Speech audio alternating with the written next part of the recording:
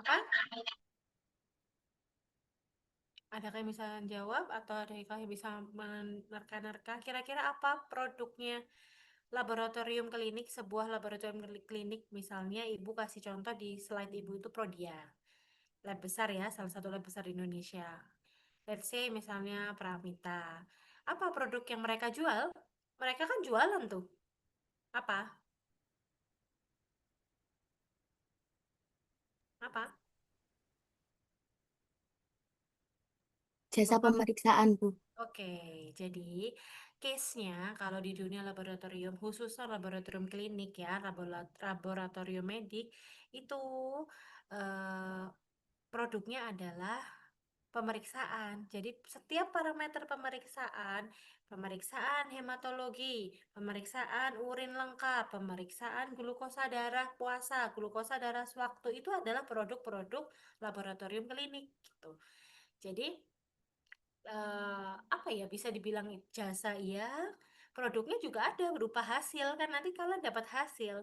Jadi bisa dibilang kalau laboratorium klinik itu mengeluarkan dua jenis produk, bisa produk barang yang berupa nanti hasil pemeriksaan, ada angkanya, ada kertasnya, atau berupa layanan, gimana saat kalian flebotomi, gimana kalian melayani pasien, menghadapi pasien gitu ya.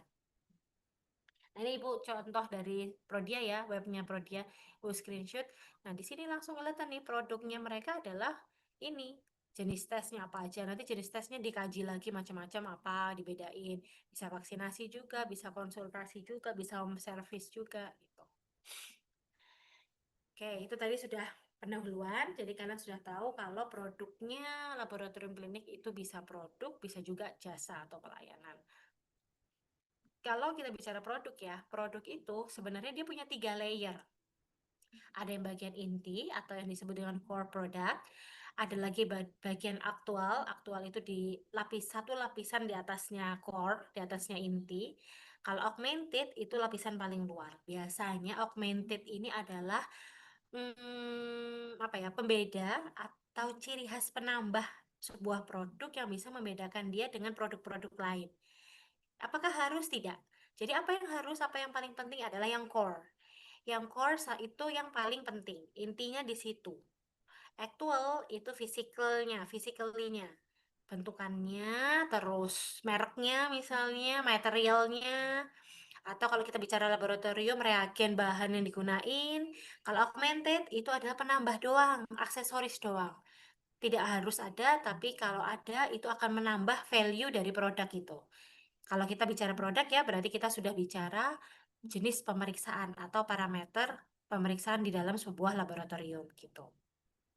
Oke, sekarang ini tadi Ibu kan sudah sempat nyinggung ya, apa itu core, apa itu actual, apa itu augmented. Kalau core itu kita bicara tentang main benefitnya. Keuntungannya apa sih kalau kalian melakukan pemeriksaan itu di sebuah laboratorium X? Misalnya seorang pasien atau ibu aja deh, ibu mau memeriksakan asam urat ibu. Apa benefitnya buat ibu? Ibu jadi mengetahui kadar asam urat di dalam tubuh ibu. Itu adalah core produknya si laboratorium itu, ya. Benefitnya adalah ibu mendapatkan nilai kadar asam urat ibu. Itu core product, ya. Lalu aktualnya apa? Aktualnya itu adalah biasanya kalau actual product itu adalah sesuatu yang bisa disentuh physically, dia bentukan fisiknya. Kalau core product itu bentukan, dia tidak bisa disentuh, yang bisa dirasakan saja. Kalau core, kalau actual itu biasanya bentukan fisik, bisa dilihat, bisa dipegang, bisa dirasakan. Biasanya kalau barang ya, produknya berupa barang itu bisa kualitasnya oke enggak, bahannya oke enggak, materialnya oke enggak, warnanya bagus enggak gitu. Modelnya terbaru enggak. Nah, kalau itu kalau produk, kalau jenis pemeriksaan, ada yang angkat tangan, Nadia, kepencet atau nanya? Ibu mohon maaf, suaranya kecil sekali di Oh gitu. device saya. Iya, Iya, atau atau yang di lain juga kecil nggak? Yang di lain kecil nggak? Tadi Iya, kecil Ibu. Ibu, tapi sekarang sudah besar. Iya, mohon maaf ya, di depan ada kondangan. Tadi pas oh, lagi ada sound horeg. Nah, iya sekarang sudah jelas, Bu. Oh, jelas ya. Oke, oke. Ya, Terima kasih. Terima kasih. ya. Jadi, Ibu ulangin. Yang namanya core product itu adalah inti dari kita mau meriksain itu benefitnya apa buat kita. Ibu misalnya mau periksa kadar asam urat, berarti core produknya adalah Ibu mengetahui kadar asam urat Ibu. Gitu ya. Aktual produk itu biasanya sesuatu yang bisa dilihat, dipegang, dirasa. Tuh. Aktual produk kalau berupa barang produknya itu biasanya berupa warnanya oke nggak, sesuai nggak sama selera pembeli. Kalau style misalnya modelnya gimana, modelnya masih jadul, masih konvensional, apa sudah up to date. Itu kalau aktual ya, sesuatu yang bisa dilihat, dipegang, dirasa. Kalau augmented itu penambah doang, aksesoris doang. Misalnya lab ini, lab A dia menawarkan apa ya? Misalnya gimana ya? Menerima komplain hasil 1 kali 24 jam dari hasil dikeluarkan gitu di lab ini. Tapi di lab B tidak menerima komplain apapun setelah hasil diterima oleh konsumen misalnya gitu. Itu namanya augmented product. Wajib adakah? Tidak wajib. Tapi kalaupun ada, dia akan memberi nilai tambah ke produk itu. Jadi dia akan meningkatkan produk value.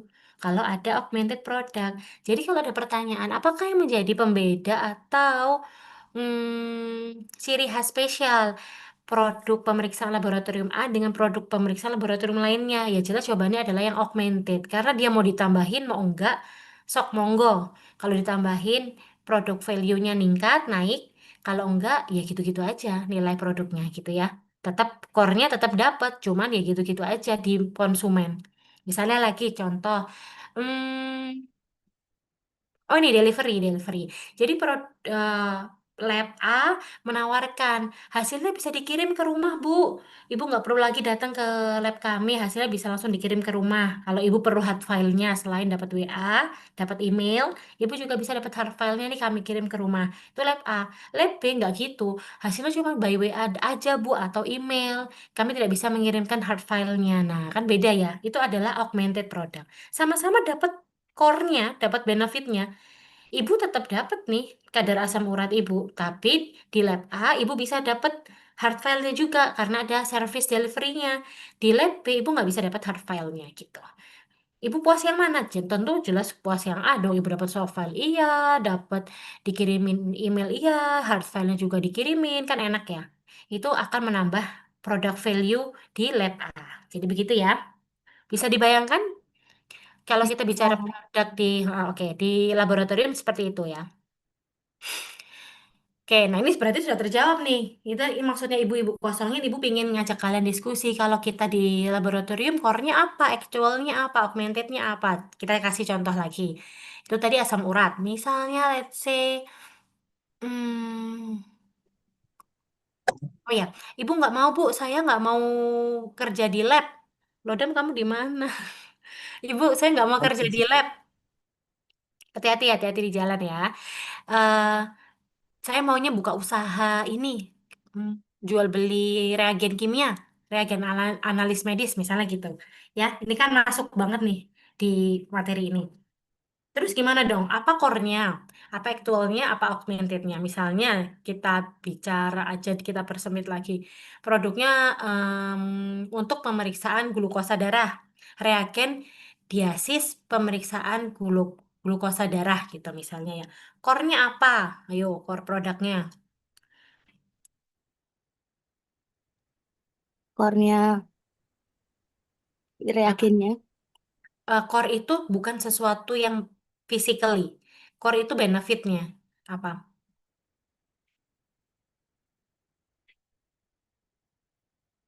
Konsumen jadi dapat reagennya, ya kan ya. Konsumennya boleh itu lab, boleh itu pasiennya sendiri, misalnya mau meriksakan dirinya sendiri, misal gitu. Core produk itu berupa benefit apa yang didapat, biasanya berupa tujuan atau manfaat inti gitu. Jadi misalnya kalau reagen kita mau jualan reagen glukosa darah, benefitnya apa nih buat pasien atau buat konsumen?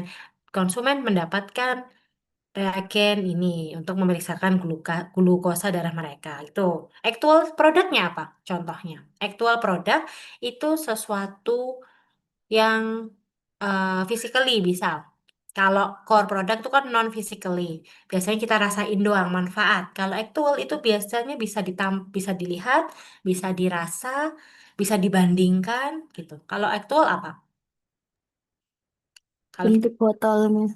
Oke, betul. Material misalnya, reagennya yang satu jualannya reagen diasis deket deket expired date. Yang satunya sama-sama reagen diasis, tapi kualitasnya jauh masih ED-nya itu adalah actual product, gitu ya. Sekarang augmented-nya apa? Augmented. Garansi dari produk itu. Apanya Ilham gimana? Garansi Betul. produk. Betul, garansi. Kami menerima garansi, Bu. Kalau misalnya ternyata reagennya sampai di tempat Ibu eh, tumpah, pecah, rusak, itu kami menerima garansi kembali 3 kali 24 jam. Nah, itu adalah augmented product. Sedangkan di lab lain, begini ya Bu, kalau Ibu sudah terima barangnya, berarti kami tidak menerima komplain. Itu kan ada ya, toko-toko begitu ya. Kalau barang sudah diterima, tidak menerima komplain itu ada. Itu adalah contoh augmented product. Boleh nggak ditambahin atau nggak dilakuin boleh. Kalau augmented sifatnya opsional, tapi dia akan menambah value dari produk itu. Ya, dah itu jelas ya masalah three layers of product, ada core, ada actual, ada augmented. Sekarang kita bicara unit cost. Ini kita mulai nih belajar dagang, dagang. Ibu juga nggak pinter-pinter amat dagang ya, maksudnya wirausaha. Paling-paling oh ibu kalau wirausaha bantuin anak ibu jualan di sekolah. Kalau ada event entrepreneur day gitu toh. Tapi ibu coba menjelaskan apa ya, se efektif mungkin, sejelas mungkin, sesingkat mungkin supaya bisa diterima kalian. Jadi kita kenal di dunia ekonomi ya, itu namanya unit cost. Kalau kita mau belajar managerial things di laboratorium, maka kita juga harus tahu unit cost per pemeriksaan itu berapa. Per pemeriksaan ya, karena produk laboratorium itu adalah parameter pemeriksaan. Oke, unit cost sendiri artinya adalah total biaya yang dikeluarkan oleh sebuah lab, kita bicara lab ya, oleh sebuah lab untuk memproduksi, menyimpan, menjual satu unit parameter pemeriksaan. Kalau kita sudah bicara lab ya. Jadi misalnya ada lab Pramita, itu bayangin dia harus menghitung berapa unit cost karena dia menawarkan atau menjual berapa jenis pemeriksaan ya. Bisa dibayangin ya, jadi mereka tuh hitung unit cost itu untuk satu parameter pemeriksaan itu detail banget. Banyak banget yang harus dihitung eh, ininya, unit cost-nya. Faktor-faktor penentu unit cost-nya itu ada. Per parameter bayangin. Glukosa darah sendiri, glukosa darah sewaktu sendiri, hematologi sendiri, nanti tes alergi sendiri, IgG sendiri, gitu macam-macam. Itu semua mereka hitungin satu-satu baru keluar tarif. Jadi beda ya, unit cost itu beda dengan tarif. Tapi unit cost menentukan tarif. Ya, paham ya? Oke, unit cost biasa dikenal dengan harga pokok jualan. Harga pokok doang, belum laba. Oke, perhitungan secara akuntansi unit cost mencakup biaya tetap dan biaya variabel yang terkait dari produksi itu sendiri. Tapi itu perhitungan basic. Di luar itu mereka ada biaya nyimpen, bayangin nyimpen reagen, listrik, sewa gedung. Nah, itu harus dimasukin ke unit cost gitu ya. Oke, jadi dua unsur utama unit cost itu ada biaya tetap, ada biaya variabel atau dia berubah-ubah. Biaya tetap itu biaya produksi yang tidak tergantung pada volume unit yang diproduksi. Mau berapapun jumlah produksinya, nggak ngefek, nggak ngaruh apapun, itu adalah biaya tetap. Termasuk kayak sewa gedung. Sewa gedung ya atau sewa tempat, 1 tahun let's say 50 juta. Mau kalian produksi parameter pemeriksaannya itu 50 atau satu doang, kalian tetap bayar gedungnya ya 50 juta bukan? Nah itu adalah biaya tetap ya. Asuransi, peralatan yang dipakai, listrik ya. Oke, kalau biaya variabel itu tergantung dari berapa banyak parameter yang kalian hasilin, produk yang kalian hasilin, biaya kerjanya, analisnya, satu satu kali ngerjain sampling misalnya, satu kali running sampel, analis dapat bonus misalnya 10.000. Nah itu kan beda tuh, itu adalah biaya variabel. Jadi biaya yang tergantung sama jumlah output itu biaya variabel, biaya yang tidak bergantung dengan apapun, mau berapapun jumlah produk kalian itu nggak bergantung, itu namanya biaya tetap. Oke. Ini adalah langkah menghitung unit cost, jadi total biaya tetap ditambah total biaya variabel dibagi berapa sih unit yang mau kalian produksi, harapan kalian. Atau kalau kalian sudah jalan lama labnya, biasanya 1 bulan itu berapa kali orang periksa glukosa darah? 1.000. Ya udah kalian buat rata-rata di sini misalnya 1.000 gitu. Ya, ini buat gambaran aja. Oke. Nah, ini ya, ini tadi yang Ibu sudah sempat singgung. Jadi kalau unit cost di dalam laboratorium itu adalah harga pokok tes atau pemeriksaan di laboratorium itu per parameter. Per parameter loh ya. Unit cost atau biaya satuan adalah hasil pembagian antara total cost yang dibutuhkan dibagi dengan jumlah unit yang mau dihasilin berapa. Boleh kalau kalian laboratoriumnya baru misalnya ya mau ngitung unit cost untuk bulan pertama. Bulan pertama kira-kira karena labnya baru mungkin 50 aja deh. Itu boleh. Tapi setelah bulan kedua belajar dari bulan pertama. Oh ternyata bulan pertama kemarin periksa cuma 30. Ya sudah kalian turunkan unit costnya jadi 30. Pembaginya jadi 30 ya. Oke. Itu dulu. Ada yang mau ditanyain? Pas nih lagi azan. Kita pause dulu. Ada yang mau ditanyain nggak? Belum ya? Oke, semoga jelas. Kita azan dulu ya. Kak Ibu izin matikan audio sama video.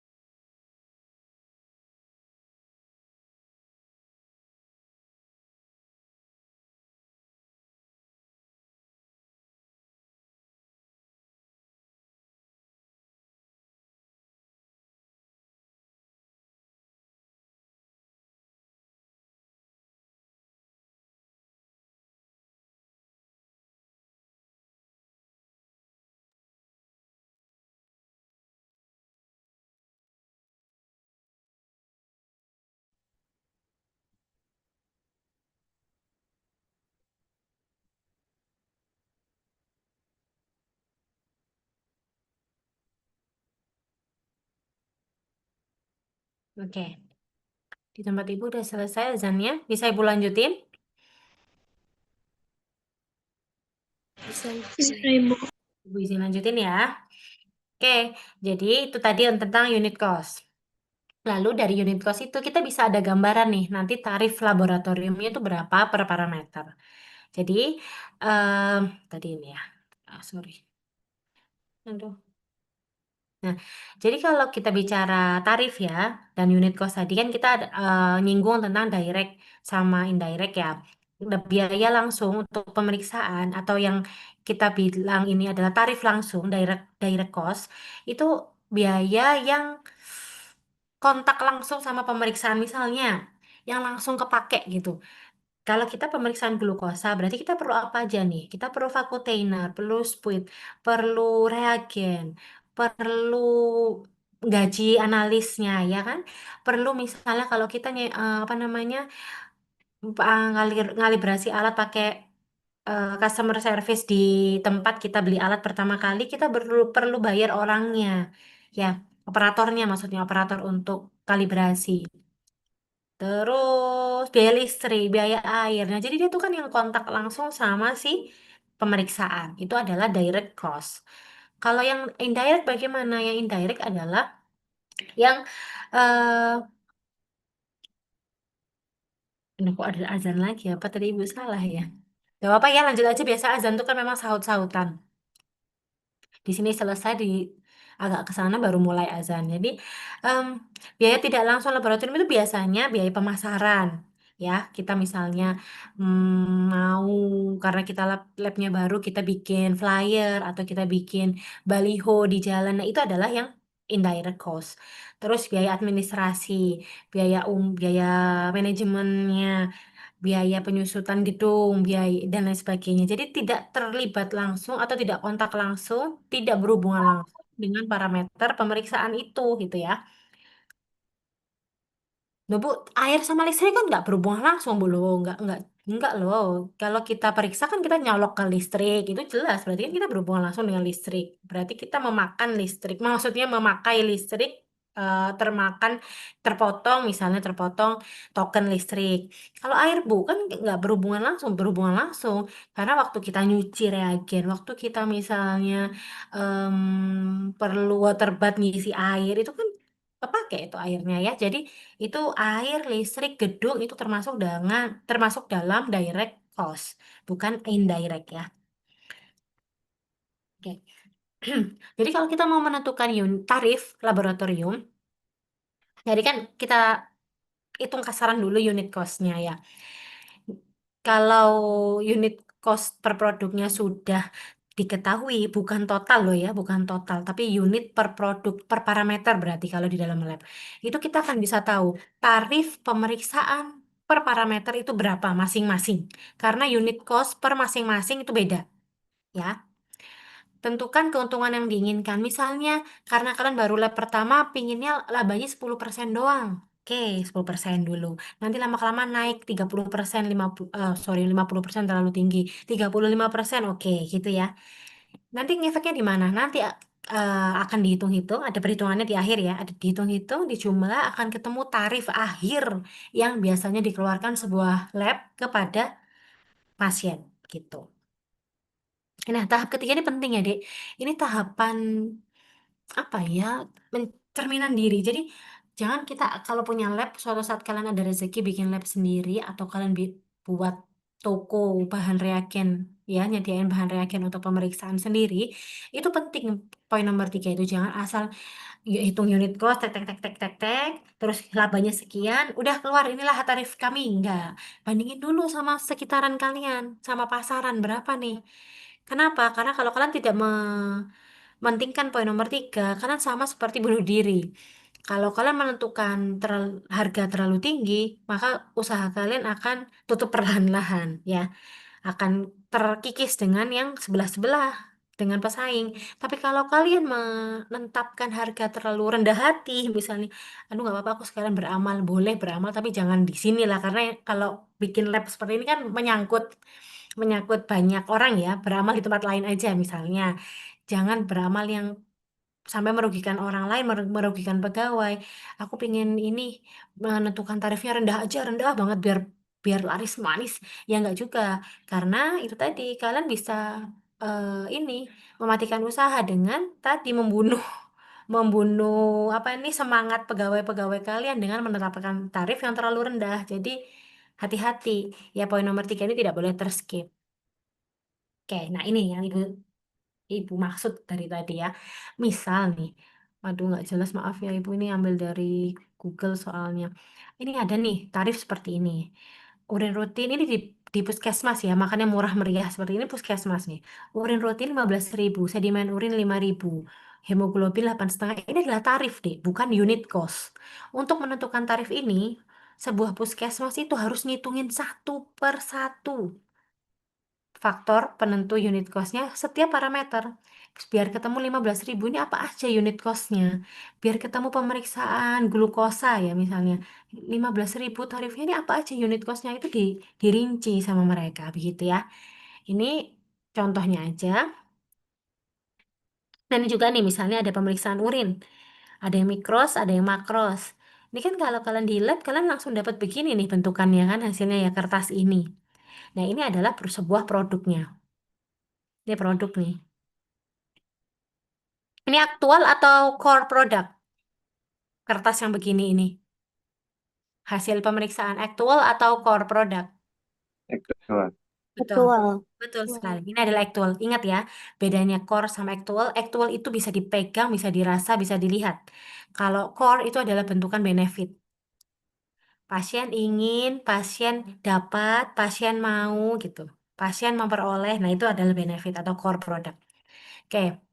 Terus gimana Bu cara nentuinnya Bu unit cost per produk tadi per parameter ya ini ada namanya metode ABC Activity Based Costing. Jadi sorry kok mereka, metode ini mengajarkan kita menghitung per aktivitas yang kita lakukan setiap kita melakukan pemeriksaan itu gitu kalau kita bicara lab ya.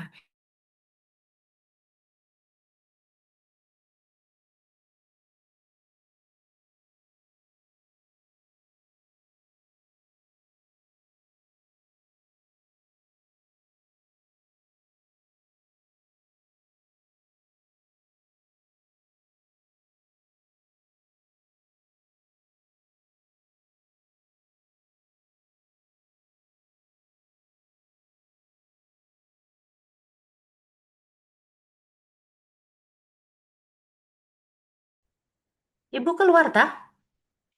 Ibu terlempar kah? Halo? PowerPoint-nya hilang, Bu. Loh, powerpoint hilang. Tapi tadi yang tentang ABC masih ke anu ya? Ini sih.